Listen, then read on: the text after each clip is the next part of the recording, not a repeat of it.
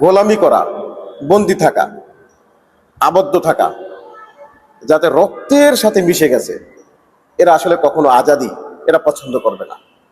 এরা এই গোলামির জিঞ্জির থেকে যে বের হবে সেটা তাদের জন্য খুবই দুঃসাধ্য ব্যাপার। কথাগুলো এর জন্য বলছি, সারা বাংলাদেশের আলেম সমাজ একটা প্ল্যাটফর্মে চলে আসছে। সবাই, যাদের সাথে কত রকমের বিবাদ, দ্বন্দ্ব, আকীদাগত কত দ্বন্দ্ব নিয়ে মাঠে ময়দানে কথা হইতো না, সবাই মিলে কিন্তু এক হয়ে গেছে। নির্বাচনে ইসলামের পক্ষে একটা ব্যালট বাক্স হবে এই প্রশ্নে। কিন্তু তারপরেও আলেম সমাজের ভিতরে আবার কিছু আলেম তারা দ্বিমত পোষণ করে, ফতুয়াবাজি করে। কেন?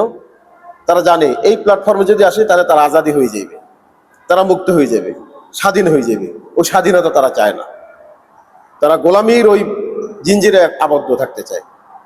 সেজন্য আপনারা যারা এখনো ভুল পথে আছেন, নিজের ভিতরের অহংকারটাকে দূর করেন, দূর করে নিজেকে বিলিয়ে দেন। আপনাকে যে বড় হুজুর হইতে হবে, আপনার যে বড় খতিব হইতে হবে, এটা কেন ভাই? অহংকারীকে আল্লাহ পছন্দ করেন না। অহংকার হচ্ছে আল্লাহর চাদর, ওইটা ধরে টানাটানি করলে আল্লাহ তাকে লাঞ্ছিত করে।